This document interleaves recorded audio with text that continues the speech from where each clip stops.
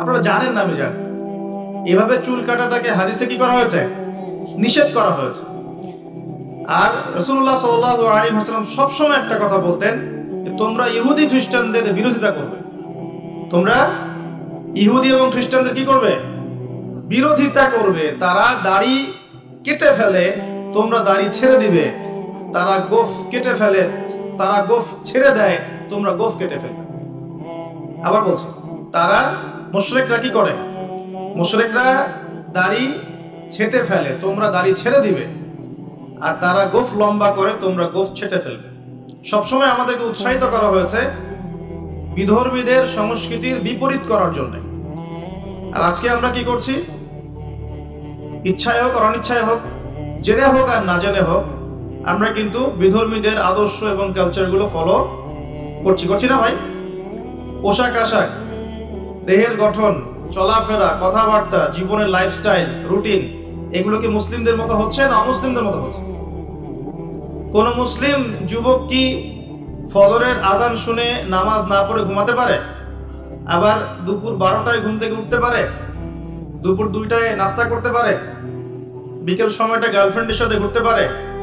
আর সন্ধ্যাবেলায় বন্ধুদের সাথে আড্ডাবাজি করে, জুয়া খেলে, বারে সময় কাটিয়ে রাতে আবার এসে ইন্টারনেট চালাতে চালাতে 3টা 4টা 5টা বাজে, তখন ঘুমিয়ে যায়। এই হচ্ছে এখনকার যুব সমাজের আদর্শ। একটা অসুস্থ প্রজন্ম তৈরি করছি আমরা, অসুস্থ প্রজন্ম। বিগত মনে হয় 40-50 বছর থেকে একটা প্রজন্ম তৈরি হয়েছে বাংলাদেশে, স্পেশালি আমাদের মতো ইয়াং জেনারেশন যারা আছো, একটা অসুস্থ প্রজন্ম তৈরি হয়েছে। বাবাকে সালাম দিতে এদের লজ্জা বোধ হয়, ঘরে ঢুকে মাকে সালাম দিবে লজ্জা পায়, বাসা থেকে বের হওয়ার সময় দোয়া করে বের হবে, মনে থাকে না। চুলটা কাটবে রাসূল সাল্লাল্লাহু আলাইহি ওয়াসাল্লাম মতো না, ওদের আদর্শ নেই। ড্রেস আপ, গেট আপ, পোশাক আশাক হবে ইসলামিক লেবাস, ওদের লজ্জা লাগে, মনে হয় যেগুলো এই যুগে মনে হয় চলে না। যদি ঢিলা ঢালা পোশাক পরি তাহলে আমি পিছিয়ে পড়ব, এটা মনে হয়। তারপরে দেখা যায় পাপকে তারা খুব একটা পাপ মনে করে না। জিনা ওদের কাছে পাপ নয়, প্রিমিক্সিং ওদের কাছে কোনো পাপ নয়, ছেলে মেয়ের অবাধ মেলামেশা ওদের কাছে কোনো পাপ মনে হয় না, এটা স্বাভাবিক মনে হয়। গার্লফ্রেন্ড বয়ফ্রেন্ড কালচার ওদের কাছে স্বাভাবিক মনে হয়। মাদকদ্রব্য অলমোস্ট এভরিবডি ওই প্রজন্মের মাদক, সিগারেট, গাঁজা, ইয়াবা, ফেন্সিডিল এগুলোর সাথে সম্পৃক্ত। ম্যাক্সিমাই পর্নোগ্রাফির সাথে সম্পৃক্ত। প্রকাশ্য গোপনে মোবাইলে, ইন্টারনেটে, বাসায়, ল্যাপটপে সবাই পর্ন দেখছে বসে বসে। হ্যাঁ, রাত্রে পর্ন দেখে সকালে নামাজ পড়তে আসে। তারপরে অপসংস্কৃতি, বিভিন্ন কনসার্টে এদেরকে পাবেন আপনি। বিভিন্ন এই যে পিকনিক এর মৌসুম চলছে এখন, উচ্চস্বরে গান বাজনা বাজাবে, হ্যাঁ, ওখানে মাদকদ্রব্য সেবন করবে, সারা রাত জাগবে, ওখানে পাবেন আপনি এদেরকে। রাত 3টা 4টায় অ্যালার্ম দিয়ে থাকে যে আর্জেন্টিনা আর ব্রাজিলের খেলা আছে, এই জন্য তাহাজ্জুদ উঠতে পারে না। পড়াশোনা করছে, কি পড়াশোনা করছে আল্লাহ ভালো জানেন, এবং এই পড়াশোনাগুলো দিয়ে দেশেরই বা কি উপকার হচ্ছে আমি সেটা দিয়েও প্রশ্ন তুলতে পারি। কতজন বিজ্ঞানী তৈরি করেছি আমি, কতজন আইনস্টাইন তৈরি হয়েছে। উচ্চশিক্ষার জন্য বাইরে যাচ্ছি, ডিগ্রিগুলো অর্জন করে দেশে আসছি, এসে বলছি আল্লাহ বলতে কেউ নেই। একটা অসুস্থ প্রজন্ম তৈরি করছি আমরা। মোবাইল এডিকশন, স্ক্রিন এডিক্টেড, সারাদিন ফোন নিয়ে দেখবেন ব্যস্ত, এবং ফোনে কিন্তু ভালো কিছু করছে না, খারাপ কিছুই করছে। ফ্রি ফায়ার খেলছে, পাবজি খেলছে, ফোনে জুয়াও খেলা হয় এখন। ফোনে এখন জুয়াও খেলা হয়। এক জায়গায় গোল হয়ে বসে আছে, জিজ্ঞাসা করবেন কেন, ইনভেস্টিগেট করে দেখবেন লুডু খেলছে। লুডু নামে যে একটা গেম আছে আমরা জানতামই না, ভাবতাম যে একসাথে গোল হয়ে বসে কি করে এরা। একদিন এক যুবক বললো যে লুডু খেলে। একটা অসুস্থ প্রজন্ম তৈরি করেছে আমরা। এই প্রজন্মের হাতে দেশও নিরাপদ না। এই প্রজন্মের হাতে উম্মার কথা অনেক দূরের কথা, মুসলিম উম্মা অনেক দূরের কথা, দেশও নিরাপদ নয়। যারা এদেশকে গড়ে দিয়েছে তারা আমাদের মতো ছিল না। তাদের শৌর্য বীর্য ছিল, গায়রত ছিল, ব্যক্তিত্ব ছিল। আমাদের দাদা পরদাদা, তাদের ব্যক্তিত্ব ছিল, গায়রত ছিল, শারীরিক শক্তি ছিল, মানসিক শক্তি ছিল। এমনের প্রজন্ম দেখছেন অঙ্কে 80 নাম্বার না পেলে, একটা A+ না পেলে আত্মহত্যা করে ফেলছে। ভাবখানা এমন জীবনটাই নষ্ট হয়ে গেল। একটা A+ পায় নাই, আত্মহত্যা করে ফেলছে। ওর দ্বারা আপনি উম্মার বিজয় কামনা করছেন। একটা অসুস্থ প্রজন্ম তৈরি করছে আমরা। খুব গড় করে খেয়াল করে দেখেন আপনার আমার সন্তানদের জন্য কোন পরিবেশ রেখে যাচ্ছে। সবখানে পর্নোগ্রাফি। আমাদের সবার ফোনগুলোকে যদি এখন সার্চ করা হয় দেখা যাবে অলমোস্ট এভরিবডি এর সাথে সম্পৃক্ত আছে, ইচ্ছায় হোক অনিচ্ছায় হোক। মাদক দ্রব্যের সাথে অনেকেই সংশ্লিষ্ট এবং স্মোকিংটাকে ফ্যাশন মনে করি। স্মোকটা যে মাদক এটা বিশ্বাস করতে চাই না। খুব কম ইয়াং জেনারেশন পাওয়া যাবে যাদের অ্যাফেয়ার নাই, হারাম অ্যাফেয়ার, বয়ফ্রেন্ড গার্লফ্রেন্ড কালচার নাই, খুব কম পাওয়া যাবে। খুব কম ছেলে পেলে পাবেন আপনি যারা হারাম মিউজিক শোনে না। খুব কম ছেলে পেলে পাবেন যারা আপনাকে 10টা সূরা মুখস্থ বলতে পারবে। 10টা সূরা মাত্র, 10টা চ্যালেঞ্জ করলাম, 10টা সূরা মুখস্থ বলতে পারবে না। খুব কম। আপনি খুব কম ইয়াং জেনারেশন পাবেন যারা 5 ওয়াক্ত নামাজ পড়ে মসজিদে এসে। ইয়াং জেনারেশনে খুব কম ছেলে পেলে পাবেন যারা বিশুদ্ধ করে কোরআন তেলাওয়াত করতে পারে। অনেক সময় দেখা যায় আফসোস, অনেকে শায়েখ টাইটেল দিয়ে বসে থাকে, কোরআন তেলাওয়াত করতে জানে না। বিশ্বাস করছেন না? আমার সামনে বসায়, ওলামায়ে কেরামদের সামনে বসায় দিয়ে বিশুদ্ধ করে কোরআন তেলাওয়াত করা শিখতে হবে তাকে আরো 1 বছর বক্তব্যে গিয়ে। তারপরে পড়তে হবে আরবি ব্যাকরণ, তারপর আরবি বালাগাত, উসুল, তারপরে আকীদা, হাদিস, ইবারত, ফিকহ, উসুল হাদিস। এই সাবজেক্টগুলো কভার করার পরে ইফতা দিতে হবে, ইফতা, তারপর হবে মুফতি। এত পড়াশোনার এখন প্রয়োজন হয় না, সবাই ইন্টারনেট ছায়। এখন বিশুদ্ধ করে কোরআন তেলাওয়াত করতে পারছে না, স্টেজে উঠে বলছে অমুক মুফতিকে ডাকো, তমুক মুফতিকে ডাকো, বাসে বসবো। এই ফিতনাগুলো বন্ধ করতে হবে। কনস্ট্রাকটিভ পড়াশোনা দরকার। আমাদের যুব সমাজের কতজন ছেলে পেলে বিশুদ্ধ করে কোরআন তেলাওয়াত করতে পারে এটা জরিপ করে দেখেন। যারা পারে তাদের পড়াগুলোকে ওস্তাদদের সামনে শোনান, দেখবেন কতগুলো ভুল বের করা যায়। শুধু কোরআন তেলাওয়াতের কথাই বললাম, আর সিলেবাস তো অনেক গভীর। আজকে থেকে 10 বছর আগে মনে করতাম অনেক জানি, এই 10 বছর পরে এসে দেখছি যে আসলে এমন এক সাগরে ডুব দিয়েছে আমি কিছুই জানি না। এখন ইসলাম এত গভীর একটা সমুদ্র, ইসলামের এই জ্ঞান, মনে হচ্ছে আমি 2% জ্ঞান অর্জন করতে পারিনি আজ পর্যন্ত। বিশ্বাস করেন, মন থেকে কথাটা বললাম। যত গভীরে যাবেন আপনি মনে হবে আপনি জাহেল। কি বলবো আপনাদেরকে, আমার তো বলার যোগ্যতাই নেই। আর এমনও ব্যক্তি দেখছি ওয়াজ মাহফিলের মঞ্চগুলোতে এসে কসম আল্লাহ বিশুদ্ধ করে কোরআনের একটা আয়াতও তেলাওয়াত করতে পারে না, শায়েখ লাগব দিয়ে বসে আছে, বাহাসের জন্য মানুষকে ডাকছে। কোথায় ধর্ম চলে গেছে বাংলাদেশে? আর সাধারণ মানুষ তো সব বোঝে না। ওলামায়ে কেরাম যারা আছেন তাদের কথা সবার কাছে পৌঁছাচ্ছে না। তো এই ইন্টারনেটটা সবসময় উপকার করে নাই, অনেক সময় অনেক ক্ষতিও করেছে।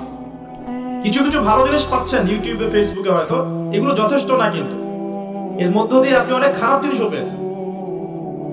এমন অনেক ফিতনা ছড়িয়ে গেছে যেগুলো আসলে শক্তভাবে প্রতিহত করা দরকার ছিল। কে করবে প্রতিহত? যাদের কাছে ক্ষমতা আছে তাদের উচিত এগুলো প্রতিহত করা। আল্লাহ তৌফিক দান করুন। দ্বীন ইসলাম হুমকির মুখে পড়ছে। একটা অসুস্থ প্রজন্ম তৈরি করে যাচ্ছি আমরা।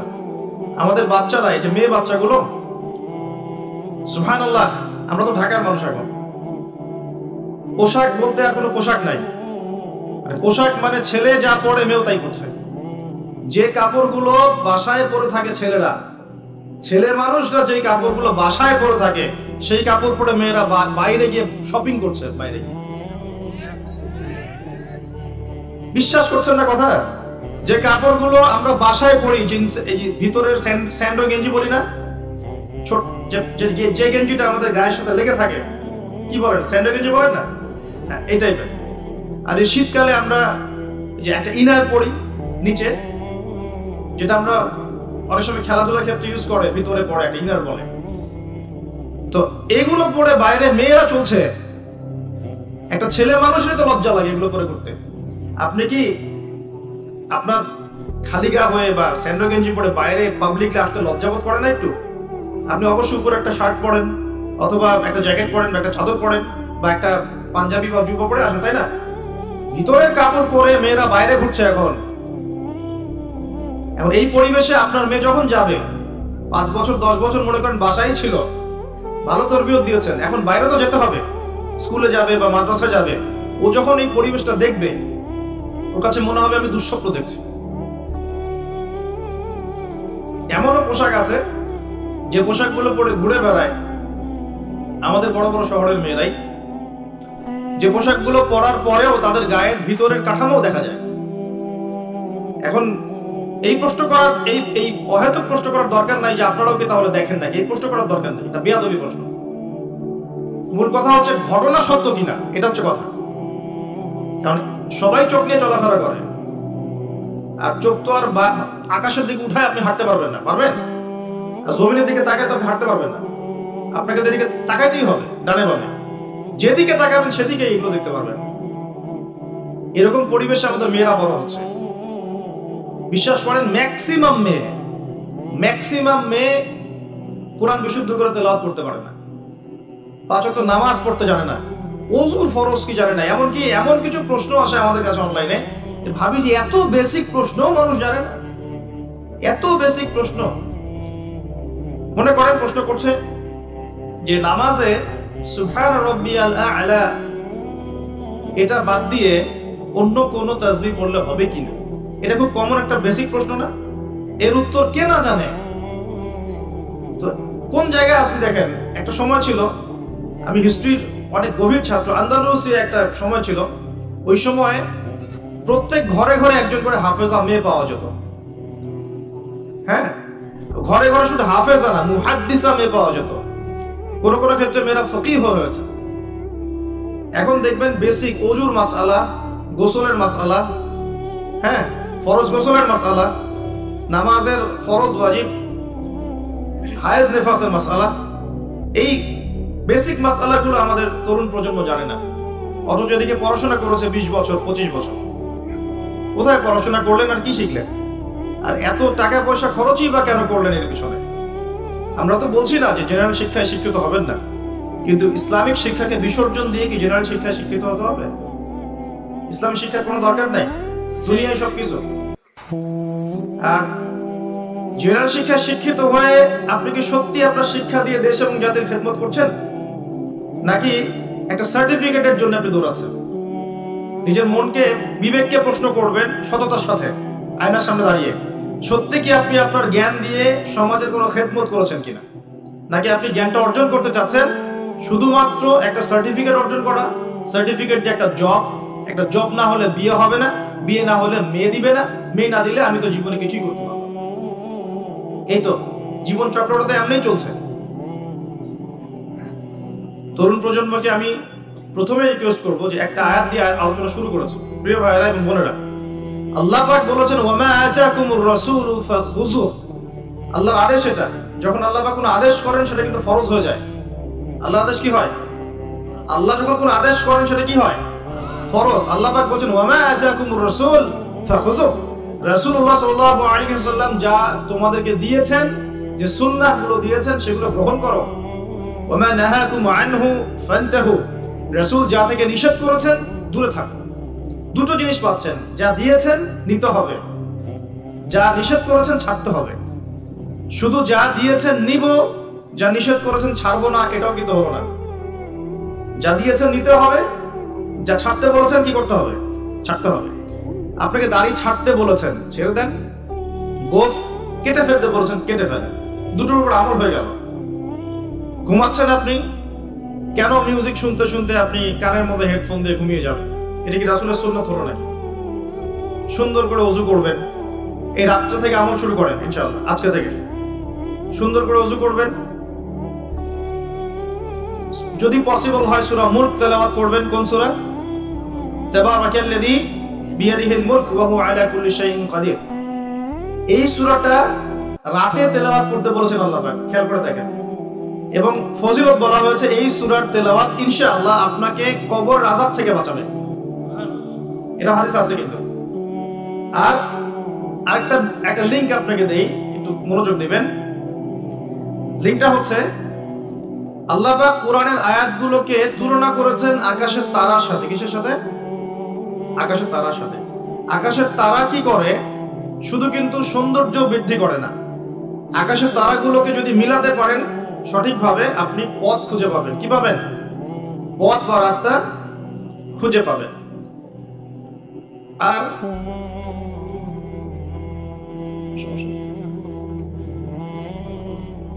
যদি আপনি কোরআনের আয়াতগুলোকে মিলাতে পারেন, আকাশের তারা মিলালে যেমন পথ খুঁজে পাবেন, ঠিক একইভাবে কোরআনের আয়াতগুলোকে যদি মিলাতে পারেন তাহলে আপনি হেদায়েত খুঁজে পাবেন ইনশাআল্লাহ। তাহলে এখানে একটা মিল আছে না? এখন সূরা মুলক আল্লাহ রাতে তেলাওয়াত করতে বলছেন, আর রাতের বেলায় আপনি আকাশের তারা খুঁজে পাবেন। মিল পাচ্ছেন? আরো একটা মিল বলে দিই, সূরা মুলকের মধ্যে আল্লাহ পাক বলেছেন আকাশের তারা দেখতে। কি বলেছেন? আকাশের তারা তাকাতে বলেছেন। আকাশের দিকে তাকাও, আল্লাহর নিদর্শনগুলোর দিকে তাকাও, আসমানের তারাগুলোর দিকে তাকাও, দেখো এই সৃষ্টির মধ্যে তুমি কোন রকম খুঁত খুঁজে পাও কিনা, কোন ত্রুটি খুঁজে পাও কিনা। পাওয়া যাবে? তোমার দৃষ্টি বারবার ব্যর্থ হয়ে ফিরে আসবে, কিন্তু কোনো ত্রুটি তুমি খুঁজে পাবে না। দেখেন আল্লাহ পাক বলছেন কোরআনের আয়াতগুলো পথ দেখাবে, ঠিক যেমন আসমানের তারাগুলো পথ দেখায়। আবার আল্লাহ পাক রাতের বেলায় সূরা মুলক তেলাওয়াত করতে বলছেন, যেই সূরার মধ্যে তারা দেখার কথা আছে। মিল পাচ্ছেন? রাতের বেলা সূরা মুলক তেলাওয়াত করতে শেখেন, অথবা মুখস্থ করে ফেলেন। মুখস্থ করতে পারবেন না ইনশাআল্লাহ? কয়টা আয়াত এখানে? কয়টা আয়াত বলেন তো? কয়টা? আস্তাগফিরুল্লাহ। কয়টা আয়াত? 30টা। কয়টা আয়াত? নবীজি বলেছেন কোরআনে একটা সূরা আছে 30 আয়াতের। কত আয়াতের? 30 আয়াতের। এই 30 আয়াতের সূরা তার পাঠকের পক্ষে ঝগড়া করবে, আল্লাহ পাকের সাথে কথোপকথন করবে, বলবে যে আল্লাহ আমার পাঠকারীকে তুমি মাফ করে দাও, জোর দিবে। মানে এটা আল্লাহ পাকের ইচ্ছাতেই হবে, এবং আল্লাহ পাক তার কথা শুনবেন এবং তাকে মাফ করে দিবেন ইনশাআল্লাহ। এই সূরাটা মুখস্থ করা যাবে না ইনশাআল্লাহ? এই সূরার শেষে আরেকটা কথা আছে, পুরো সূরা বললে পুরো সূরা এই সূরা দিয়ে লেকচার শেষ হয়ে যাবে, এটা আরেকদিন বলবো ইনশাআল্লাহ। শেষের একটা কথা বলবে, এই সূরার শেষের দিকে একটা কথা আছে, কুল আরাআইতুম ইন আসবাহা মাউকুম গাওরান ফামা ইয়াতিকুম বিমাইন মাঈন। আল্লাহ পাক বলছেন তোমরা কি কখনো ভেবে দেখেছো যে যদি আল্লাহ পাক এই ভূগর্ভস্থ পানিটাকে নিচে নামিয়ে দেন, ভূগর্ভস্থ পানির স্তরটাকে নিচে নামিয়ে দেন, কোন সত্তা কি আছে যে তোমাকে সেই পানি এনে দিবে? আছে? এই আয়াত থেকে আমাদের একটা শিক্ষা আছে, একটু বলি শোনেন। শিক্ষাটা হচ্ছে আমরা এখন অপচয় খুব পটু, আমরা খুব অপচয় করি জিনিসপত্র। আমরা গ্যাস অপচয় করি, রাষ্ট্রের সম্পদ অপচয় করি, রাষ্ট্রের রাস্তাঘাট নিজের বাপ দাদার সম্পত্তি মনে করে নষ্ট করে ফেলি। সম্পত্তি কিন্তু আমার না, এটা রাষ্ট্রের, জনগণের। আপনি রাষ্ট্রের সম্পত্তি নষ্ট করতে পারেন না, আপনাকে কিন্তু জবাব দিতে হবে। এই যে রাস্তায় যাচ্ছেন, মনে করেন টোল দিতে হবে, বাইকটা টান দিয়ে টোল না দিয়ে চলে গেলেন, এই যে একটা চুরির অপরাধ হলো, প্রতারণা হলো আপনার, এটা হক ছিল রাষ্ট্রের, নষ্ট হয়ে গেল। এভাবেই রাষ্ট্রের সম্পদগুলো নষ্ট হচ্ছে, অনেকেই করছে। এটা করা যাবে না। এই পানি অপচয় করছি আমরা, গ্যাস অপচয় করছি, কোনো কোনো ক্ষেত্রে আমরা আমাদের হায়াতও অপচয় করছি, করছি না? হায়াত অপচয় করছি না? সময় হায়াতও অপচয় করছি, আমাদের যৌবন অপচয় করছি। অপচয়ে পটু একটা জাতিতে পরিণত হয়েছি আমরা। আল্লাহ মাফ করুক আমাদের। আল্লাহ পাক দেখেন, আল্লাহ পাক বলছেন পানির স্তর কিন্তু নিচে নেমে যেতে পারে, যদি নিচে নেমে যায় আল্লাহ ছাড়া কে আছে পানি নিয়ে আসবে তোমাদের জন্য? এই পানি অপচয় করতে করতে করতে করতে এখন পানির স্তর নিচে নেমে গেছে অলরেডি। ঢাকা সহ বাংলাদেশের, ঢাকা স্পেশালি এর পানির যে লেয়ার, এটা নিচে নেমে যাচ্ছে দিন দিন। খবর আছে আপনার? সারা দিন, একদিন 24 ঘন্টায় পুরো ঢাকা শহরের প্রত্যেকটা বাথরুমে যত গ্যালন গ্যালন পানি অপচয় হয়, এগুলোকে সংরক্ষণ করা গেলে বাংলাদেশের পানির অপচয়, পানির কোন সংকটই থাকতো না। এখন মনে হচ্ছে পানি তো অনেক, সমস্যা নাই, পানি চলে যেতে কয়দিন সময় লাগবে? নদীগুলো শুকিয়ে যাচ্ছে না? আগের মতো পানি আছে নদীতে? নদীগুলো শুকাচ্ছে না? অপচয় এমন একটা কাজ, যখন একটা জাতি অপচয় করে তখন তাদের উপর থেকে বরকতটা উঠে যায়। কি উঠে যায়? বরকত। আমরা অপচয়টা বন্ধ করে দিই, আল্লাহ তৌফিক দান করুন। আমাদের অপচয়টা দেখাচ্ছি, একটু দেখেন।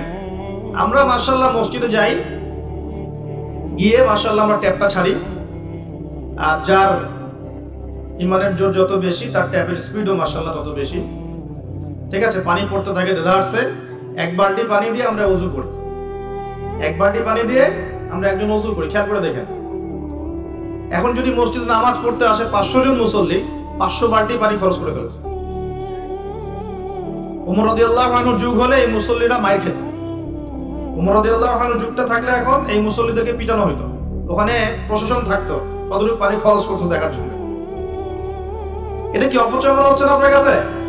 এক বালতি পানি দিয়ে রাসূল সাল্লাল্লাহু আলাইহি ওয়াসাল্লাম এক বালতিরও কম পানিতে গোসল করতেন।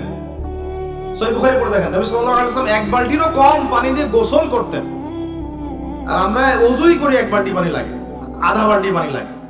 আর এই শহরগুলোতে যে শাওয়ার ছেড়ে দিলাম, ব্যাস পড়ছে পানি 1 লিটার, 10 লিটার, 15 লিটার, 20 লিটার গোসল করতেছে। মহিলা ঢুকলে তো কথাই নাই, 40-50 লিটার পানিও চলে যেতে পারে।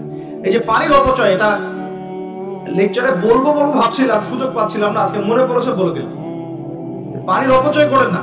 আল্লাহ পাক কিন্তু পানির নিয়ামত নিয়ে নিতে পারেন, পানির স্তর নিচে নেমে যেতে পারে, কিন্তু আল্লাহ পাক আমাদেরকে বোঝার তৌফিক দান করুন। শুধু পানি না, কোন সম্পত্তিরই অপচয় করবেন না, ব্যক্তিগতও না, রাষ্ট্রেরও না। সম্পত্তি সঞ্চয় করার চেষ্টা করেন ইনশাআল্লাহ, তাহলে সামনের যে দিনগুলো আসবে কঠিন, ওই সময় ইনশাআল্লাহ লাভ হবে আমাদের। কঠিন দিন যে সামনে আসছে, এটা কি বিশ্বাস করেন না? বিশ্বাস করার দরকার নাই, যখন আসবে তখন বুঝেন। এখন শোনেন, যুবক ভাইদেরকে বলছিলাম এবং যুবতীদেরকেও বলছি, স্পেশালি ইয়াং জেনারেশন বেশি, তার তোমাদেরকে বলছি, আল্লাহ পাকের এখানে দুইটা কথা আছে। একটা কথা, রাসূলের আদেশ যা যা আছে মানতে হবে, নিষেধ যা যা করেছেন বর্জন করতে হবে। স্টার্ট করেন ঘুম থেকে। ঘুমানোর সময় আপনি সূরা মুলক পড়েন। সূরা মুলক তেলাওয়াত করতে হলে কোরআন তেলাওয়াত করার আগে শিখতে হবে, তাই তো? সবাই জানি তো ইনশাআল্লাহ? কোরআন তেলাওয়াত করা জানি? কনফিডেন্স নাই? কোরআন তেলাওয়াত করা জানেন না? আল্লাহ সবাইকে তৌফিক দেখ। আজকের মাহফিল সার্থক হবে যদি একটা ওয়াদা করে বাসায় যান, এই ওয়াদাটা পূরণ করতে পারেন, আজকের এই মাহফিল সফল করবেন। আগামী মার্চ মাসের মনে হয় 20 থেকে 25 তারিখের দিক থেকে সম্ভবত রমজান শুরু হবে, ঠিক আছে? এটা কি মাস চলছে? ডিসেম্বর, জানুয়ারি, ফেব্রুয়ারি, মার্চ, 2 মাস বাকি আছে, 2-3 মাস বাকি আছে। এই 3 মাস সময়ের মধ্যে এই মাহফিলে উপস্থিত প্রত্যেক যুবক যুবতী বিশুদ্ধ করে কোরআন তেলাওয়াত করা শিখবেন, ওয়াদা করেন, আল্লাহর কাছে ওয়াদা করেন, শিখবেন ইনশাআল্লাহ। ইনশাআল্লাহ। শয়তান 3টা ধোঁকা দিবে। কয়টা ধোঁকা? হাত নামান। শয়তান 3টা ধোঁকা দিবে, এটা সবাইকে দেয়, আপনাকেও দিবে।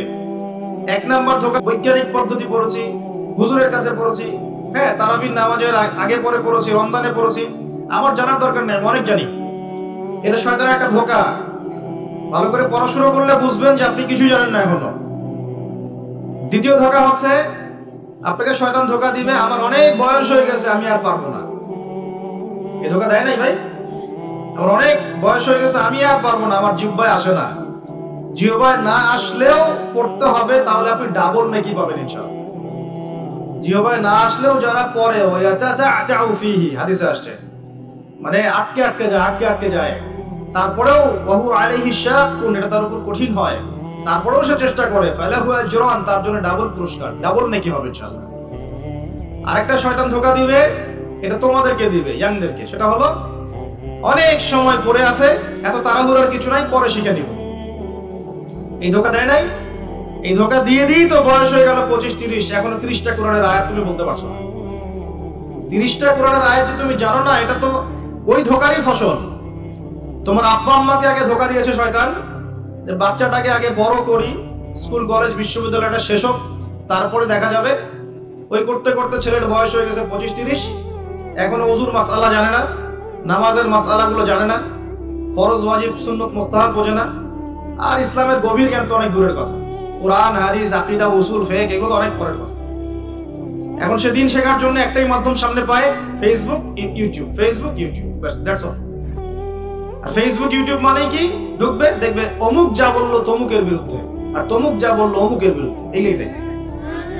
এখানে শেখার তো তেমন কিছু নাই, আপনি তো এখানে সমালোচনা শিখবেন খালি। এখানে শিখবেন কিভাবে ওয়াজ মাহফিলে উঠে কাউকে তুচ্ছ তাচ্ছিল্য করতে হয়।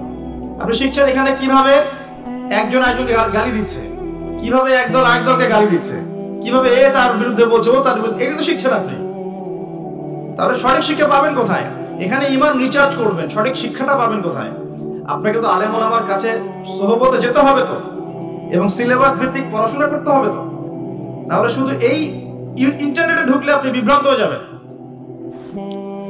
ইন্টারনেট একটা ফিতনার জায়গা এখন। এটাকে মাধ্যম বানাতে পারেন আপনি, আপনি সহযোগী মাধ্যম বানাতে পারেন, কিন্তু একমাত্র মাধ্যম বানালেই সমস্যা আছে, আপনি শেষ, তখন সমস্যা হয়ে যাবে আপনার। এই কথাগুলো আমাদের বাস্তব জীবনের উপলব্ধি থেকে বলছি, ইনশাআল্লাহ আপনার জীবনে ফায়দা দিবে ইনশাআল্লাহ।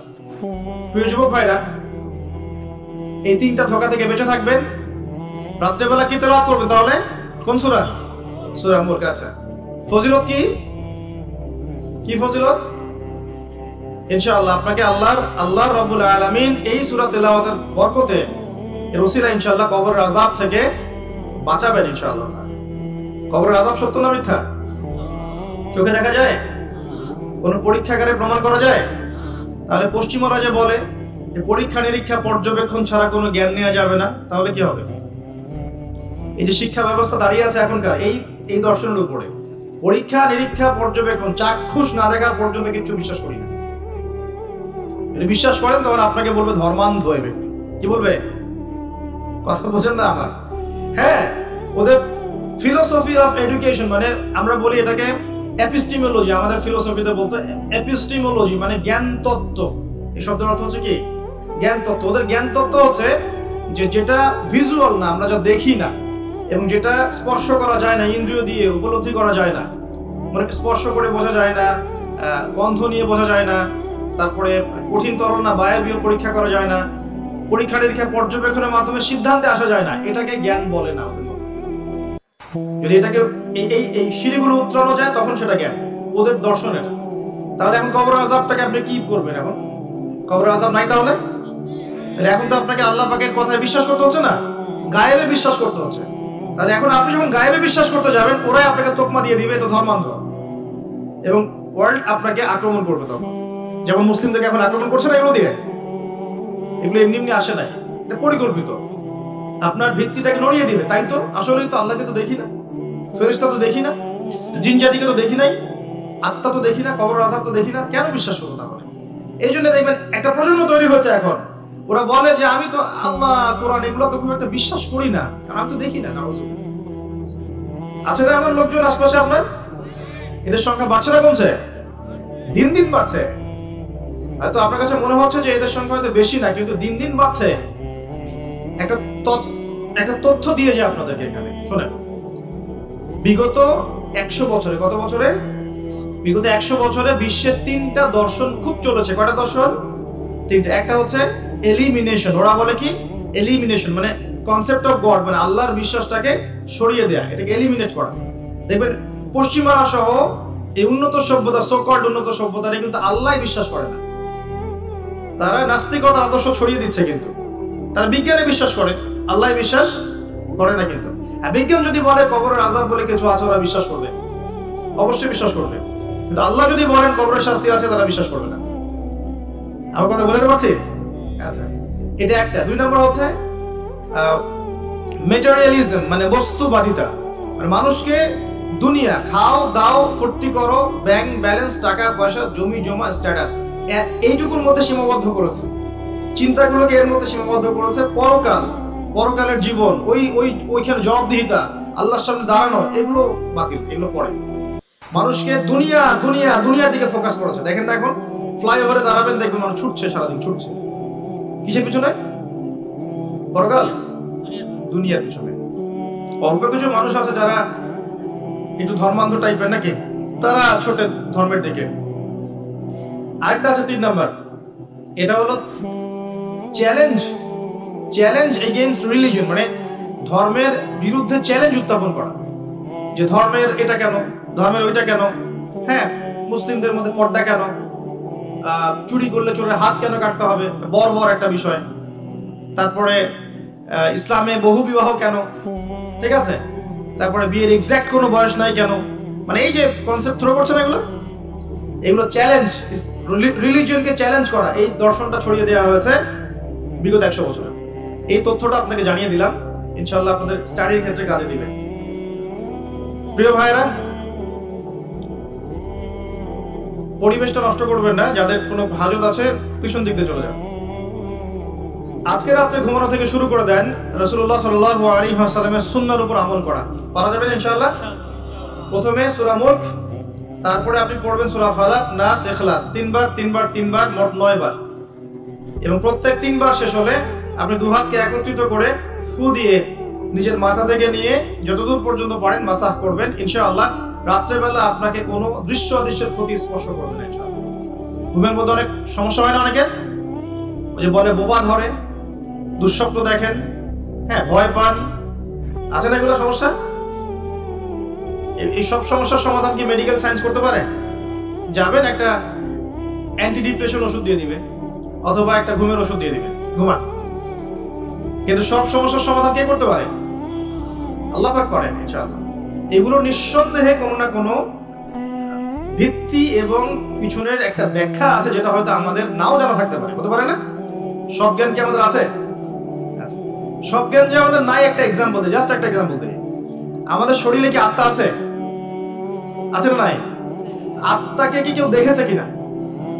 এটাকে কেউ টাচ করেছে কিনা?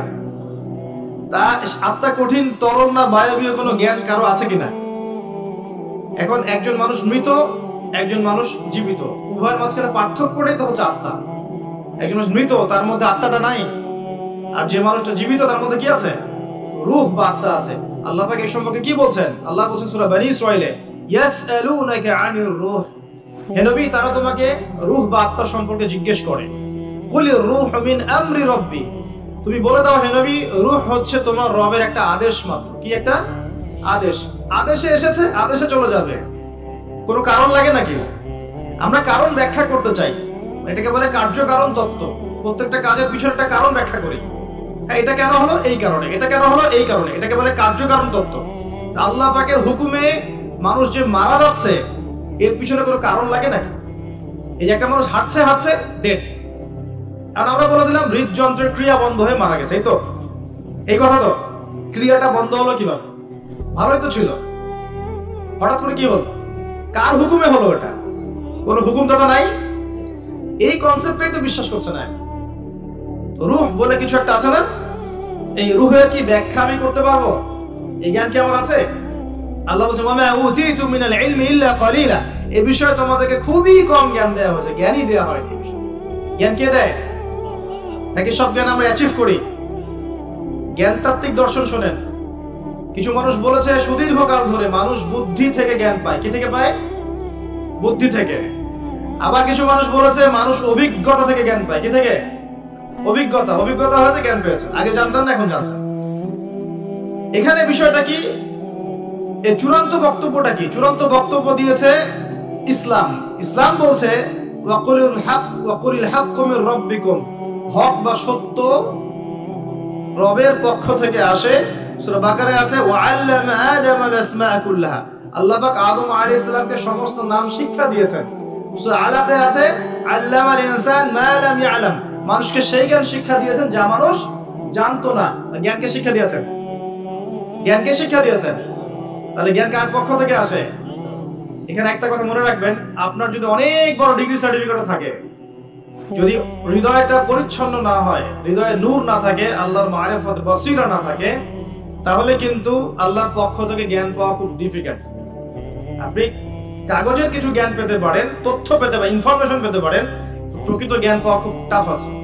আল্লাহ পাক বোঝার তৌফিক দান করুন। সূরা ফালাক, নাস, ইখলাস পড়বেন, সূরা মুলক পড়বেন, ওযু করার কথা বলেছি। এর পাশাপাশি আপনি সূরা কাফিরুন পড়বেন। কোন সূরা? কোনটা বলেন তো? প্রথম লাইন কি? কুল ইয়া আইয়ুহাল কাফিরুন। মাশাআল্লাহ। আচ্ছা, এই সূরাটা ফজিলত আছে। যদি আপনি প্রত্যেক রাতে সূরা কাফিরুন পড়েন ঘুমানোর আগে, ইনশাআল্লাহ তাআলা আল্লাহ পাক আপনাকে আমাকে শিরকের পাপ থেকে বাঁচিয়ে রাখবেন ইনশাআল্লাহ। কিসের পাপ? শিরকের পাপ কি সবচেয়ে বড় পাপ না ছোট পাপ? একটা হাদিস বলে দেই, ইনশাআল্লাহ যথেষ্ট হবে। রাসূলুল্লাহ সাল্লাল্লাহু আলাইহি ওয়াসাল্লামকে আল্লাহ পাক একটা ওয়াদা করেছেন। কি ওয়াদা করেছেন? আল্লাহ পাক বলছেন মিরাজের রাতে, হে নবী মুহাম্মদ সাল্লাল্লাহু আলাইহি ওয়াসাল্লাম, তোমার উম্মতের মধ্যে কোনো ব্যক্তি যদি, তোমার উম্মতের মধ্যে যে কোনো ব্যক্তি যদি আসমান জমিন সমান পাপ নিয়ে আমার সামনে হাজির হয়, কিন্তু আমার সাথে কাউকে শরীক করেনি, শিরকের পাপ নাই, আমি আল্লাহ তার সামনে আসমান জমিন সমান গুনাহ, আসমান জমিন সমান ক্ষমা নিয়ে হাজির হব।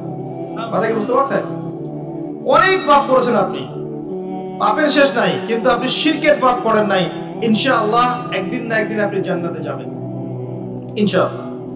আল্লাহ পাক সমস্ত পাপ মাফ করতে পারেন, কোন পাপ ছাড়া? শিরক। হ্যাঁ, তওবা করলে এখনই মাফ করতে পারেন ইনশাআল্লাহ। তো এই শিরকের পাপ থেকে আপনাকে বাঁচাবে কোন সূরা? সূরা কাফিরুন। তেলাওয়াত করেন, দেখবেন শিরক আপনি চিনে ফেলবেন ইনশাআল্লাহ, সেখান থেকে আপনি দূরে থাকতে পারবেন ইনশাআল্লাহ। আর শিরক থেকে বাঁচার জন্য একটা কিতাব আমি সাজেস্ট করেছি অনেকবার, কিতাবুত তাওহীদ। কোন কিতাব? কিতাবুত তাওহীদের শারাহ বা ব্যাখ্যা আছে, অনেকগুলো প্রকাশনা থেকে বের হয়েছে, কিনতে পারেন। বাংলায় অনুবাদ করা আছে, বইটা পড়তে পারেন। তবে বইটা একটু কঠিন, অনেকে হয়তো বুঝতে পারবেন না সবকিছু। যেটাই বুঝবেন না, স্থানীয় বড় আলেম যিনি আছেন, হকপন্থী আলেম, তার কাছে গিয়ে জিজ্ঞাসা করবেন। একা একা পণ্ডিত হতে যাবেন না, একা একা পণ্ডিত হয়ে গেলে সমস্যা। ওই যে এক শ্রেণী বের হয়ে গেছে যে কোরআন মানলেই হবে, হাদিস মানার কোনো দরকার নেই, আছে না? হ্যাঁ, এই যে বেশি পণ্ডিত এখানে কোরআনের দলিলকে অগ্রাহ্য করলো। আল্লাহ যে বলছেন রাসূল যা দিয়েছেন নাও, রাসূলের দেওয়াগুলো পাবো কোথায়? রাসূল যা দিয়েছেন সেগুলো কি কোরআনে আছে নাকি? রাসূল যেগুলো দিয়েছেন ওগুলো কোথায় আছে? রাসূল যেগুলো থেকে নিষেধ করেছেন ওগুলো কোরআনে আছে নাকি? রাসূল যেগুলো নিষেধ করেছেন কোথায় আছে? তাহলে এই অংশটুকু বাদ দিয়ে কোরআন মানা যাবে নাকি? তার মানে হচ্ছে আমি কোরআনটাই তো মানলাম না, তাহলে আমি কোরআনটাই মানিনি আসলে। তো এই যে সমস্যা, নিজে বেশি পণ্ডিত হতে গেলে প্রবলেম আছে। ওলামায়ে কেরামের সাথে সম্পর্ক রাখতে হবে। আর কোন ওলামায়ে কেরামের সাথে সম্পর্ক রাখবেন? যাদের সকালের ফতোয়া দুপুরের একটা পিটানিতে রাত্রে চেঞ্জ হয়ে যায়। সকালে একটা ফতোয়া দিয়েছে, ওই ফতোয়া দেওয়ার কারণে দুপুরে একটা মাইর খাইছে, রাত্রেবেলা সেই ফতোয়া চেঞ্জ, হকপন্থী হয়ে গেল। এমন বহু আছে, মানে এমন কিছু মতাদর্শ নিয়ে চলে যেগুলো নিয়ে চললে জীবনে কোনো বাধা বিপত্তির অবকাশ নাই। সারা জীবন দাওয়াতি কাজ করেই যাবে, কেউ একটু শব্দ করবে না তার বিরুদ্ধে। রাসূলুল্লাহ সাল্লাল্লাহু আলাইহি ওয়াসাল্লামকে 23 বছরে এত মার খেতে হইলো কেন তাহলে? আমাকে একটা প্রশ্নের উত্তর দেন। লা ইলাহা ইল্লাল্লাহ এর দাওয়াত তো নবী সাল্লাল্লাহু আলাইহি ওয়াসাল্লামও দিয়েছেন, আর আমিও দিচ্ছি, আপনিও দিচ্ছেন। রাসূলুল্লাহ সাল্লাল্লাহু আলাইহি ওয়াসাল্লামের উপরে এত বাধা বিপত্তি নির্যাতন নিপীড়ন নেমে আসে, আর আপনার ঘরে এত এত এত অর্থ সম্পদ করিয়ে আসতেছে, ঘটনাটা কোথায়? তাহলে এই লা ইলাহা ইল্লাল্লাহ গুলোর মধ্যে নিশ্চয়ই পার্থক্য দেখা যাচ্ছে। কথা মানে বোঝেন না? যেই লা ইলাহা ইল্লাল্লাহ এর দাওয়াত দেওয়ার জন্য নবী সাল্লাল্লাহু আলাইহি ওয়াসাল্লামকে গালি খেতে হয়েছে 15টা। কয়টা বলেন? 15টা গালি খেতে হয়েছে। আর রাহিবুল মাকতুম বই পড়ে দেখেন, যেই লা ইলাহা ইল্লাল্লাহ এর দাওয়াত দেওয়ার কারণে রাসূলকে 16 বার হত্যা করার চেষ্টা করা হয়েছে। কতবার? পরের সিরাতের বই পাবেন। মক্কা বিজয়ের সময়, তাওয়াফ করার সময়ও তাকে হত্যার চেষ্টা করা হয়েছে। যেই লা ইলাহা ইল্লাল্লাহ দাওয়াত দেওয়ার জন্য নবী সাল্লাল্লাহু আলাইহি ওয়াসাল্লামের ঘাড়ে উটের নাড়ি ভুঁড়ি চাপিয়ে দেওয়া হয়েছে, দেশান্তরিত করা হয়েছে, তায়েফের মানুষ ইটপাটকেল নিক্ষেপ করেছে, রক্ত ঝরেছে। সেই একই লা ইলাহা ইল্লাল্লাহ এর দাওয়াত দেওয়ার পরে আমার ঘরে বিলিয়ন বিলিয়ন ডলার আসতেছে। সমস্যা কোথায়? তাহলে সমস্যা কোন জায়গায়? নিঃসন্দেহে উভয় লা ইলাহা ইল্লাল্লাহ এর মধ্যে পার্থক্য আছে। হ্যাঁ, আমি এমন লা ইলাহা ইল্লাল্লাহ দাওয়াত দিচ্ছি যে দাওয়াত দিলে কোনো সমস্যা নাই, আমি সব তরকারিতেই চলবো, পার পেয়ে যাবো ইনশাআল্লাহ। আর যদি হকপন্থী লা ইলাহা ইল্লাল্লাহ দাওয়াত দিতে যান তাহলে সমস্যা আছে। আল্লাহ রাব্বুল আলামিন আমাদেরকে সৎ কাজের আদেশের সাথে সাথে অসৎ কাজে নিষেধ করার তৌফিক দান করুন। বিশ্বাস করেন, নবী সাল্লাল্লাহু আলাইহি ওয়াসাল্লাম যদি সারা জীবন বলতেন সুবহানাল্লাহ পড়লে এত নেকি হয়, আলহামদুলিল্লাহ পড়লে এত নেকি হয়, আল্লাহু আকবার পড়লে এত নেকি হয়, কোনো সমস্যা হওয়ার কথা ছিল না। নবী সাল্লাল্লাহু আলাইহি ওয়াসাল্লামকে প্রস্তাব দেওয়া হচ্ছে, তুমি যে আল্লাহর ইবাদত করো সেই আল্লাহর ইবাদত আমরা করব, পাশাপাশি আমরা আমাদের লাত ওজ্জা মানাতেরও ইবাদত করব। হবে কি? নবী সাল্লাল্লাহু আলাইহি ওয়াসাল্লাম বলছেন, জি না, হবে না। কুলু লা ইলাহা ইল্লাল্লাহ তুফলিহুন। লা ইলাহা ইল্লাল্লাহ বলে সমস্ত বাতিল ইলাহকে অ্যাভয়েড করতে হবে, এলিমিনেট করতে হবে, তারপর হবে মুসলিম। এখন আপনি 5 ওয়াক্ত নামাজও পড়বেন মাশাআল্লাহ, এদিকে সুদও খাবেন, আপনি রমজান মাসে সাওমও রাখবেন মাশাআল্লাহ, আপনি ঘুষও নেবেন, আপনি এদিকে দান সদকাও করবেন, আবার যাকাতও দিবেন না, এদিকে মাশাআল্লাহ আপনি তাহাজ্জুদ পড়বেন, পর্দা মানবেন না, হ্যাঁ, এদিকে আপনি তাসবিহ তাহলিল করছেন, হজ উমরা করছেন বছর বছর, এদিকে দুর্নীতিও করবেন, অন্যের সম্পদ আত্মসাৎও করবেন। এই লা ইলাহা ইল্লাল্লাহ তো আল্লাহর রাসূল শিখান নাই, শিখাইছেন? উদখুলু ফিস সিলমি কাফা মানে কি? তোমরা পরিপূর্ণরূপে ইসলামে কি করো? প্রবেশ করো। এখন ইসলামে পরিপূর্ণ প্রবেশ মানে কি? নামাজও পড়বেন, সুদও খাবেন, আর এদিকে রোজাও রাখবেন, ঘুষও খাবেন, এদিকে হজ উমরা করবেন, বোনের সম্পত্তি মেরে খাবেন। এগুলো কি লা ইলাহা ইল্লাল্লাহ শিক্ষা? মনে রাখবেন, লা ইলাহা ইল্লাল্লাহ এর হকপন্থী ওলামায়ে কেরাম যারা, সোহবতে গিয়ে পড়ে দিন শিখবেন ইনশাআল্লাহ। পারবেন না? এটা চেনার জন্য আপনাকে এত কষ্ট করতে হবে না, এত কষ্টের প্রয়োজন নাই। খালি দেখবেন যে কাদের দাওয়াতে বাধা বিপত্তি নেমে আসে আর কাদের আসে না। এতটুকু চোখ কান খোলা রাখলেই বুঝতে পারবেন ইনশাআল্লাহ। এই জন্য একজন মজলুম বলেছিলেন যে তাকে মৃত্যুর সময় বলা হচ্ছে কালিমা পড়েন। কি পড়েন? কালিমা পড়েন। সে বলছে যে আমাকে কোন কালিমা পড়তে বলছে? যে কালিমা তোমরা পড়ছো সেই কালিমা পড়ার পর তোমাদের রুটি রুজির ব্যবস্থা হচ্ছে, আর আমি যে কালিমাটা পড়েছি এই কালিমার জন্য তুমি এসেছো আমার গলায় আজকে ফাঁসির কাষ্ট ঝোলাও। এই হচ্ছে অবস্থা। প্রিয় ভাইরা, দুনিয়ার জীবনটা চূড়ান্ত নয়। এখানে সফল হতে হলে একটা আয়াতেই যথেষ্ট আপনার জন্য। আজকে রাসূল যা দিয়েছেন নিয়ে নেন, যা দেন নাই ছেড়ে দেন, যা নিষেধ করেছেন ছেড়ে দেন, ব্যাস। আর কিছু করতে হবে। ঘুমানো থেকে শুরু করেছি আপনার জন্য, আমি একটু গুছিয়ে দিব আপনাকে সারাদিন, তারপর শেষ করে দিব। এবার আপনি ডান পাশে কাজ হচ্ছেন, হয়ে বলবেন আল্লাহুম্মা বিইসমিকা আমুতু ওয়া আহইয়া। তার আগে যদি সম্ভব হয় 33 বার সুবহানাল্লাহ, 33 বার আলহামদুলিল্লাহ, 34 বার আল্লাহু আকবার পড়ে আপনি ঘুমিয়ে যান। এখন যদি আপনি 6 ঘন্টা বা 8 ঘন্টা ঘুমিয়ে থাকেন, প্রত্যেক সেকেন্ডে আপনি নেকি পাবেন ইনশাআল্লাহ। কেন নেকি পাবেন? কারণ আপনি আপনার আদর্শ মতো ঘুমান নাই, আপনি রাসূলুল্লাহ সাল্লাল্লাহু আলাইহি ওয়াসাল্লামের আদর্শ মতো ঘুমিয়েছেন, মুহাম্মদুর রাসূলুল্লাহর উপর আমল করেছেন। মুহাম্মদুর রাসূলুল্লাহ মানে কি? প্রতিটা কাজ করতে হবে কার তরিকায়? রাসূলুল্লাহ। এটা বোঝেন। লা ইলাহা ইল্লাল্লাহ মানে কি? মানে আল্লাহ ছাড়া আর কিছুই চলবে না। সোজা কথা, আল্লাহ ছাড়া আর কিছুই কি চলবে? কিছু চলবে না। মুহাম্মদুর রাসূলুল্লাহ মানে হচ্ছে প্রতিটা কাজ করতে হবে কার পদ্ধতিতে? মুহাম্মদ সাল্লাল্লাহু আলাইহি ওয়াসাল্লামের তরিকা। বাস, এই এতটুকু যথেষ্ট। এই কালিমা নিয়ে মৃত্যুবরণ করলে পরে ইনশাআল্লাহ একদিন না একদিন আপনি জান্নাতে যাবেন ইনশাআল্লাহ। যদিও আপনি চুরি করেন, যদি আপনার জিনা করেন, যদি আপনি মদ খান, ইনশাআল্লাহ আল্লাহ চাইলে সেই গুনাহ মাফ করে দিবেন ইনশাআল্লাহ। এখন প্রিয় ভাইরা, ঘুম থেকে উঠলেন, এখানে দুটো কথা বলে দেই। এখন আমরা যে সময়টাতে আছি শীতকাল না? এই সময়টা কি শীতকাল না? আমি দেখছি আমি ছাড়া আপনারা সবাই শীতের কাপড় পরেছেন বাসা। খুব ঠান্ডা। যুব সমাজে এত ঠান্ডা লাগে কেন? এই বয়সে এত ঠান্ডা লাগে কেন? এখন তো রক্ত গরম থাকার কথা নাকি? ঠান্ডা লাগে খুব, তারও তো সমস্যা। আচ্ছা, এটা তো শীতকাল চলছে নাকি? শীতকাল সম্পর্কে দুটো কথা বলে দিয়ে আপনার উপকার হবে ইনশাআল্লাহ, আমাদের উপকার হবে ইনশাআল্লাহ। একটা হাদিসে আসছে শীতকালটা হচ্ছে মুমিনদের জন্য গনিমত। মুমিনের জন্য কি গনিমত? মানে হচ্ছে একটা সম্পদ, যে সম্পদটা যুদ্ধ করে লব্ধ করতে হয়, কিন্তু এখানে কোনো যুদ্ধের প্রয়োজনই হচ্ছে না। গনিমত, উপহার, গিফট।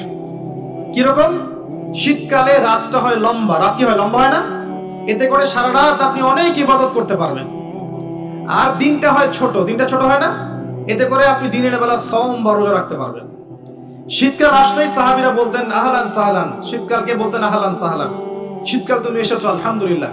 এখন রাত্রেবেলা হে কোরআনওয়ালারা তোমরা উঠে যাও এবং কোরআন তেলাওয়াত করতে থাকো, এবং দিনের বেলা তোমরা সওম পালন করতে থাকো, আলহামদুলিল্লাহ। তো শীতের রাতটা কাজে লাগাতে পারি না আমরা? রাতের একটা অংশ ঘুমিয়ে যাবেন, শেষ অংশে উঠে তাহাজ্জুদ পড়বেন এবং কোরআন তেলাওয়াত করবেন এবং আল্লাহর কাছে হাত তুলে দোয়া করবেন। ইনশাআল্লাহ শেষ অংশে, রাতের শেষ অংশে আপনি যে দোয়াই করবেন, আপনার রিজিক যদি হালাল হয় ইনশাআল্লাহ কবুল হয়ে যাবে। শীতকালকে কাজে লাগান। আবার দিনটা হয় ছোট, তাই দিনের বেলা আপনি সওম বা রোজা রাখতে পারবেন। আল্লাহ পাক তৌফিক দান করুন।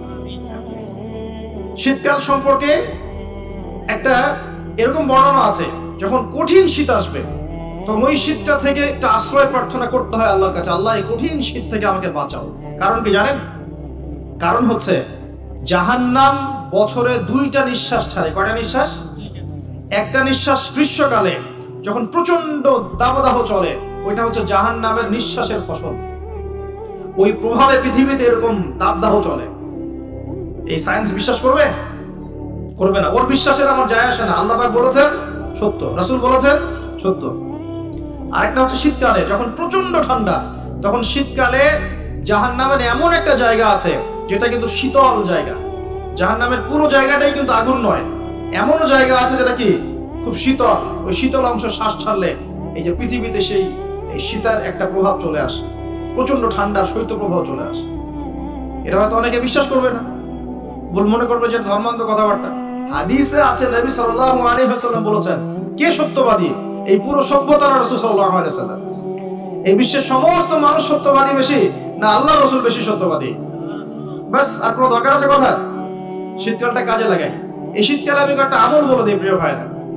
শীতকালে নবী সাল্লাল্লাহু আলাইহি ওয়াসাল্লাম এই যে তাহাজ্জুদ পড়তে উৎসাহিত করেছেন, সাওম রাখতে উৎসাহিত করেছেন এবং সাহাবীরা কোরআন তেলাওয়াত করতে উৎসাহিত করেছেন। একটা হাদিসে আছে তিনটা কাজ মানুষের গুনার একটা বড় বড় অংশকে মিটিয়ে দিবে। এক নাম্বার কাজ হচ্ছে সংকটকালীন অবস্থায় দান, মানে আপনার দান করার এখন সামর্থ্য খুব কম, টাকা পয়সা টানা হেঁচড়া আছে, এখন আপনি দান করছেন, এই দানের বিনিময়ে আল্লাহ পাক গুনাহ আপনার মাফ করে দিবেন ইনশাআল্লাহ। দুই নাম্বারটা হচ্ছে যে কঠিন গরম পড়েছে, এই গরমের দিনে আপনি রোজা রেখেছেন, তৃষ্ণার্ত থেকেছেন, এই গরমে রোজা রাখার কারণে আপনার গুনাহ মাফ হয়ে যাবে ইনশাআল্লাহ। আরেকটা কাজ হচ্ছে প্রচন্ড শীতকাল, এই যে এখন শীতকাল পড়ছে, এই শীতকালে আপনি ঠান্ডা পানিতে ওযু করছেন কষ্ট করে, এই ওযুর বদৌলতে আপনার গুনাহগুলো মাফ হয়ে যাবে ইনশাআল্লাহ। এই তিনটা কাজ শীতকালে পাওয়া যাচ্ছে না?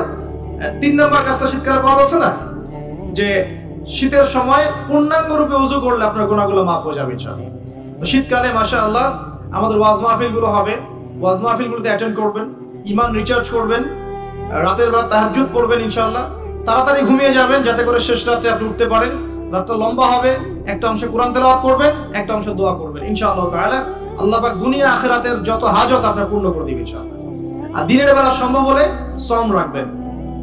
আরেকটা কাজ আমাদের করা উচিত, এটা আমি মাহফিলের মাধ্যমে অ্যানাউন্স করছি, আমাদের উচিত শীতকালে আশপাশে যে দরিদ্র শীতার্থ মানুষগুলো আছে, স্পেশালি গ্রামাঞ্চলে, দেশের উত্তরাঞ্চলে কিন্তু প্রচুর শীত পড়ে, এরকম বিভিন্ন অঞ্চলে কিন্তু প্রচুর শীতার্থ মানুষ আছেন। এই শীতার্থ মানুষদের জন্য সামর্থ্যবানদের উচিত হবে শীত বস্ত্রের ব্যবস্থা করা, কম্বল হোক, অন্যান্য গরম কাপড় হোক, এগুলোর ব্যবস্থা করে বিভিন্ন ফাউন্ডেশন বা সংগঠন বা পলিটিক্যাল অ্যাসোসিয়েশন বা মসজিদ মাদ্রাসা এগুলোর উদ্যোগে এই শীত বস্ত্রগুলো মানুষের মাঝে বিতরণ করার চেষ্টা করতে হবে ইনশাআল্লাহ। করা যাবে না ইনশাআল্লাহ? আমরাও নিয়াত করছি ইনশাআল্লাহ এই শীতে আমরা পুরো বাংলাদেশ ব্যাপী আমাদের সামর্থ্য অনুযায়ী মানুষের সাদাকাগুলোকে কালেক্ট করে আমরা শীত বস্ত্র বিতরণ করবো ইনশাআল্লাহ। এবং আমরা রিকোয়েস্ট করবো আপনাদের দানের হাতটাকে প্রশস্ত করতে। তবে মনে রাখবেন, কখনো যদি দেখেন যে আমার নামে বা আমাদের ফেসবুক আইডি ইউজ করে, পোস্টকে ইউজ করে কেউ দান সদকা চাচ্ছে, এনশিওর না হওয়া পর্যন্ত কেউ দান করবেন না। এরকম প্রচুর প্রতারক, ফ্রড বের হয়েছে যারা আমাদের নাম ইউজ করে কিন্তু মানুষের কাছে টাকা পয়সা চাওয়ার চেষ্টা করছে। আমি কখনো মানুষের সামনে এভাবে কোনো প্রজেক্টের জন্য টাকা পয়সা চাই না। যদি চাই এইভাবে জনসমক্ষে এসে বলবো যে এই প্রজেক্টের জন্য চাচ্ছি। এখন যেটা বললাম, ইনশাআল্লাহ শীতকালে আমরা শীত বস্ত্র বিতরণ করব, যার যার সামর্থ্য আছে আমাদের অফিসিয়াল পেজে আমাদের সব নাম্বারগুলো, অ্যাকাউন্ট নাম্বারগুলো দেওয়া হবে, সেখানে আপনারা পাঠাবেন, আমরা বিতরণ করবো ইনশাআল্লাহ। এবং সেটা সম্পূর্ণ আমার নিজের তত্ত্বাবধানে চলবে ইনশাআল্লাহ। এখন এই কাজগুলো শুধু আমরা করবো না, আপনারাও করবেন, বিভিন্ন সংগঠন থেকে করবেন, আপনাদের মসজিদ থেকে করবেন, মাদ্রাসা থেকে করবেন, পলিটিক্যাল অ্যাসোসিয়েশন থেকে করবেন, ধর্মীয় সংগঠনগুলো থেকে করবেন। এতে করে কি হবে জানেন? নবী সাল্লাল্লাহু আলাইহি ওয়াসাল্লাম বলেছেন, আপনি যদি কোনো বান্দা যদি অন্য মুসলিম ভাইয়ের কোনো হাজত প্রয়োজন পূরণ করে দেয়, আল্লাহ রাব্বুল আলামিন কিয়ামতের মাঠে তার হাজত পূরণ করে দিবেন ইনশাআল্লাহ। অন্য বর্ণনায় আছে দুনিয়া এবং আখিরাতে আল্লাহ পাক তার হাজত পূরণ করে দিবেন ইনশাআল্লাহ। একটা হাদিসে এসেছে, একজন বান্দা যতক্ষণ মুসলিম ভাইয়ের প্রয়োজন পূরণ করে, আল্লাহ রাব্বুল আলামিন ততক্ষণ পর্যন্ত তার প্রয়োজন পূরণ করে থাকেন। অতএব অন্যের মুখে হাসি ফোটানোর নিমিত্তে এই শীতার্থ মানুষগুলোর পাশে আমাদের দাঁড়ানো উচিত। আল্লাহ পাক আমাদেরকে তৌফিক এনায়েত করুন। শীতকালে এই কাজগুলো করবেন। আর শীতকালে কিন্তু কিছু কিছু নোংরামি কাজ হয়, এই কাজগুলোও বর্জন করতে হবে, পারবেন না ইনশাআল্লাহ? এক নম্বর নোংরামিটা হচ্ছে, শীতকালে দেখবেন এমন কিছু অনুষ্ঠানের আয়োজন করা হয় যেগুলোতে অপসংস্কৃতির বাদ্যযন্ত্র বাজতে থাকে। খেয়াল করুন, স্পেশালি দেখবেন গ্রামে গঞ্জে কিছু কিছু পিকনিক আয়োজন করে, এগুলোতে দেখবেন এমন গান বাজনা বাজায়, ডিজে গান বাজায় যে মানুষের সারা রাত ঘুম হারাম হয়ে গেছে। হয় না এরকম? এরকম হয়।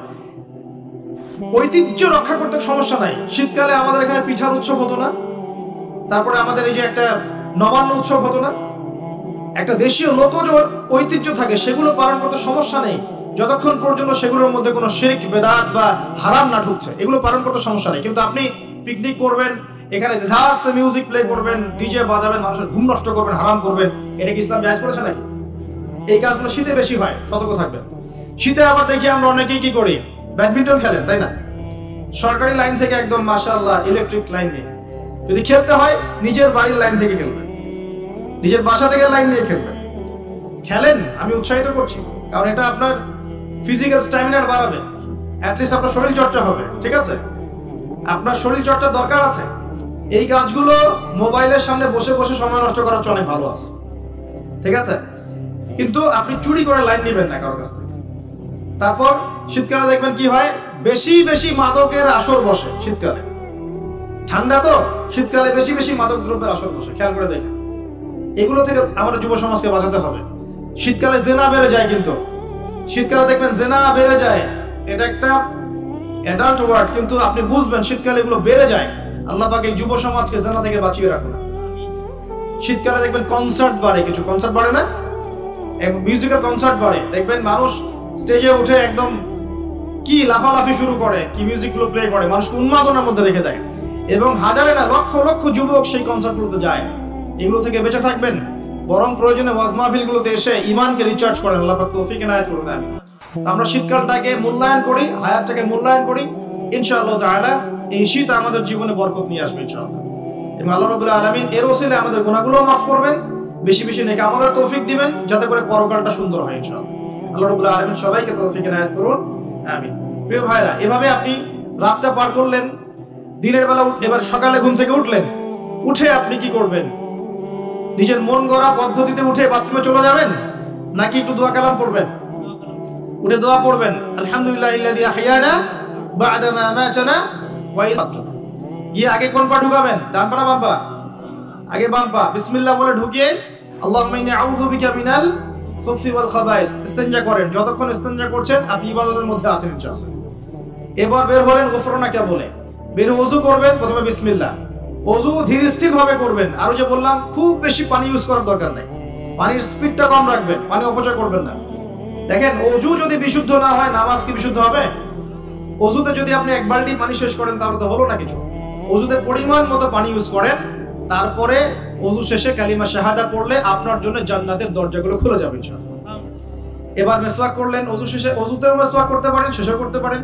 এবার আপনি পায়ে হেঁটে হেঁটে নামাজে যাচ্ছেন, নামাজে যাওয়ার সময় বাসা থেকে বের হবেন, এমনি এমনি বের হবেন না দোয়া পড়বেন? কোন দোয়া পড়বেন? বিসমিল্লাহি তাওয়াক্কালতু আলাল্লাহি ওয়া লা হাওলা ওয়া লা কুওয়াতা ইল্লা বিল্লাহ। বাস, বের হওয়ার সাথে সাথেই একজন ফেরেশতা আপনার সাথে চলে আসবে ইনশাআল্লাহ, শয়তান দূরে চলে যাবে। এবার পায়ে হেঁটে হেঁটে আপনি মসজিদ যাচ্ছেন, প্রত্যেক পদক্ষেপে হাঁটছেন, একটা করে পা ফেলছেন, একটা গুনাহ মাফ, একটা করে পা ফেলছেন, একটা নেকি লেখা হচ্ছে। আর কি চাই বলেন? আল্লাহ পাক রহমত দিচ্ছেন, মর্যাদা বাড়াচ্ছেন। এই সময় একটা দোয়া পড়তে পারেন, আমি শিখিয়ে দিই। এই দোয়াগুলো সব হিজতুল মুসলিম বইয়ের মধ্যে আছে। প্রিয় ভাই, সবগুলো দোয়া মুখস্থ করে ফেলেন। সারা জীবনে কত কিছু মুখস্থ করলেন, আমি ফখর করছি না, কিন্তু আমি বিশ্বাস করেন এই মুহূর্তে যদি বাংলাদেশের সব দোয়ার বইও না থাকে, মুখস্থ একটা পুরো হিজতুল মুসলিম লিখে দিতে পারবেন ইনশাআল্লাহ। পুরো বইটা মুখস্থ করে ফেলবেন ইনশাআল্লাহ। পারা যাবে না? যদি ইসলাম তো এমনই, পৃথিবীতে যদি কোনো কোরআনের কপিস এখন না থাকে, এরকম কপিস, এরকম লক্ষ লক্ষ হাফেজ, কোটি কোটি হাফেজে কোরআন আছেন, আগামীকাল হওয়ার আগেই, সূর্য ওঠার আগেই কোরআন লেখা শেষ হয়ে যাবে, হবে না? মুখস্থ করে ফেলবেন, সবকিছু অ্যাপসে নির্ভর হবেন না, বইয়ে নির্ভর হবেন না, নিজের জেহেনে নিয়ে নেবেন ইনশাআল্লাহ। এরপরে আপনি চলার পথে পড়বেন, আল্লাহুম্মা ইজআল ফি কলবি নূরা ওয়া ফি লিসানি নূরা ওয়া ফি সামঈ নূরা ওয়া ফি বাসারি নূরা ওয়া আন ইয়ামিনি নূরা ওয়া আন শিমালি নূরা ওয়া মিন ফাওকি নূরা ওয়া মিন তাহতি নূরা আল্লাহুম্মা ইজআল ফি নাফসি নূরা। এই দোয়াটা পড়তে পারেন। এতে করে আল্লাহ পাক আপনাকে নূর দিবে। কি দিবে? নূর বা আলো দিবে ইনশাআল্লাহ। এই নূর আপনার জীবনেও লাগবে, কবরেও লাগবে ইনশাআল্লাহ। এবার নামাজে গেলেন, মসজিদে ঢুকবেন, কি এমনি এমনি না দোয়া আছে? ডান পা দিয়ে ঢুকবেন, দোয়া করবেন, বিসমিল্লাহ والصلاة والسلام على رسول الله اللهم افتح لي أبواب رحمتك। একটা দোয়া আছে, أعوذ بالله العظيم وبوجهه الكريم وسلطانه القديم من الشيطان الرجيم। এটাও পড়তে পারেন। বাস, এই দোয়া পড়লে শয়তান থেকে আপনি নিরাপদে থাকবেন। নামাজে দাঁড়ালেন, এই যে ফজর পড়বেন, যোহর, আসর, মাগরিব, এশা, 5 ওয়াক্তের নামাজ পড়বো না?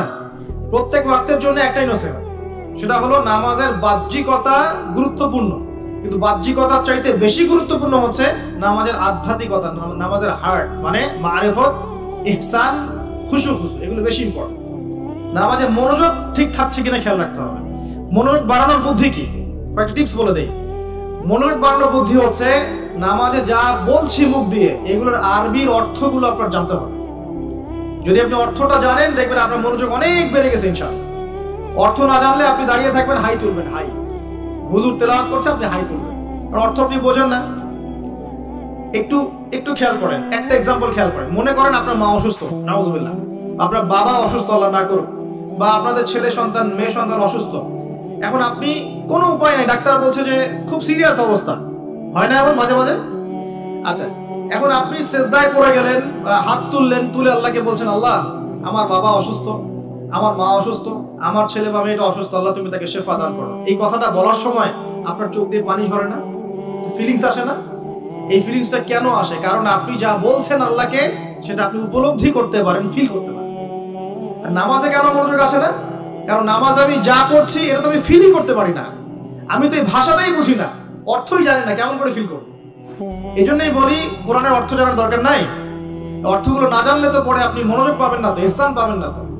তো এই জন্য নামাজে মনোযোগ বাড়ানোর প্রধান শর্ত হচ্ছে অর্থটা বোঝার চেষ্টা করতে হবে। কি পড়ছি সূরা ফাতিহায়, কি পড়ছি রুকুতে, কি পড়ছি সেজদায়, হ্যাঁ কি পড়ছি আমি তাশাহুদ, দুরুদে, দোয়া, মাসুরায়, অর্থ জানতে হবে। এবং সেজদায় বেশি বেশি দোয়া করার চেষ্টা করবেন। নামাজ তাড়াহুড়া 3G 4G 5G তে যাবেন না, রিল্যাক্সে নামাজ পড়ুন, ইতমিনানের সাথে। জীবনে যত নামাজ পড়েছি, নামাজ সবচেয়ে সেরা নামাজ পড়েছি আমি ব্যক্তিগতভাবে বলছি আমার জীবনে মক্কায় আর মদিনায়। নামাজ পড়লে দেখবেন মনে হবে যে আপনি মানে অন্য একটা জগতে চলে গেছেন। মাশাআল্লাহ, এত চমৎকার তিলাওয়াত, এত খুশু খুশু, বিনয়, নম্রতা, রিল্যাক্স, ধীর স্থির ভাবে 2 রাকাত ফজরের নামাজ পড়াচ্ছে, মাশাআল্লাহ 15 মিনিট 20 মিনিট সময় লাগছে। এবং তিলাওয়াত হচ্ছে, চোখ দিয়ে পানি না ঝরে যাবেই না, কারণ আপনি ফিল করবেন এই যে মদিনায় আমি দাঁড়িয়ে নামাজ পড়ছি, এখানেই তো কোরআন নাজিল হয়েছে। এই যে মক্কায় নামাজ পড়ছি, এখানেই কোরআন নাজিল হয়েছে, এই আয়াতগুলো এখানেই নাজিল হয়েছে, ফিল করতে হবে। তো এখন নামাজ যারা পড়াই আমরা, ইমাম সাহেব আছি, আমি রিকোয়েস্ট করবো যে নামাজটাকে একটু রিল্যাক্সের সাথে, খুশু খুশুর সাথে পড়াই। আমি জানি মুসল্লিরা এখন খুব ব্যস্ত, ইমাম সাহেব লম্বা করতে চাইলে মুসল্লি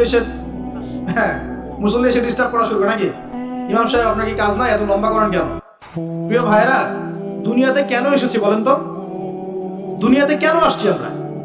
ওয়া মা খালাকতুল জিন্না ওয়াল ইনসা ইল্লা লিয়াবুদুন, কার ইবাদত করতে আসছি?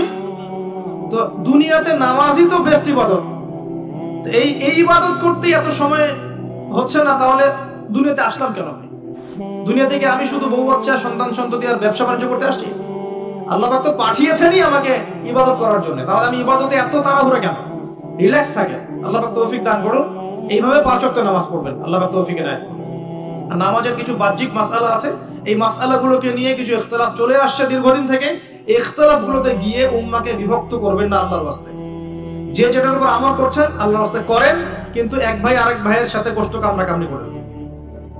কথা কি বুঝতে পারছেন? এগুলো ইখতিলাফি মাসআলা, ফিকহি মাসআলা, উলামায়ে কেরামের মধ্যে ইখতিলাফ দীর্ঘদিন থেকে ছিল, থাকবে। যে যার মতো আমল করছেন, করতে থাকেন। যেটা আপনার কাছে বেশি সহি মনে হচ্ছে, যেটা আপনার কাছে বেশি গ্রহণযোগ্য দলিল মনে হচ্ছে, আপনি সেটার উপর আমল করেন, কোনো সমস্যা নেই। কিন্তু এই ইস্যুগুলোকে কেন্দ্র করে মসজিদগুলোকে ভাগ করে করে উম্মাহকে বিভক্ত করেন না। এতে কাফের, মুশরিক, মুনাফিকরা হাসে আমাদেরকে দেখে, ওরা আমাদেরকে দেখে হাসে, দেখো কি জাতি, কি কি বিষয় নিয়ে উম্মাহকে বিভক্ত করে নিজেরাই আপসে বিভক্ত হয়ে গেছে। একটা বিভক্ত জাতিকে শাসন করা সহজ না ঐক্যবদ্ধ জাতিকে শাসন করা সহজ? বলেন। আর আমরা তো বিভক্ত না ঐক্যবদ্ধ। সুবহানাল্লাহ, কাফের মুশরিকদের মধ্যে যদি 100টার মধ্যে 90টা বিষয়ে দ্বিমত থাকে, একটা বিষয় ঐক্যমত যে মুসলিমদেরকে ডমিনেট করতে হবে, মুসলিমদেরকে মানে ডিঙ্গি উপরে যেতে হবে, ওরা একমত, মাশাআল্লাহ ওরা ঐক্যবদ্ধ। আর আমাদের মধ্যে যদি দেখেন আপনি যে 90টা বিষয় আমরা একমত, এই 4টা 5টা 6টা বিষয় আমরা দ্বিমত, ওই কয়েকটা বিষয় যথেষ্ট উম্মাহকে বিভক্ত করে ফেলার জন্য। তাহলে আমরা নিশ্চয়ই দূরদর্শিত সম্পন্ন জাতি হলাম। আল্লাহ পাক জানেন আমাদের কবে বোধোদয় দিবেন। দোয়া করি আল্লাহ পাক এমন প্রজন্ম যেন নিয়ে আসেন যারা স্মার্ট হয়, বিচক্ষণ হয়, উম্মাহকে ঐক্যবদ্ধ করতে পারে। আমি যদি আমাদের তারা না হয়, না হোক, আল্লাহ পাক এমন প্রজন্ম নিয়ে আসুক যেই প্রজন্ম আল্লাহ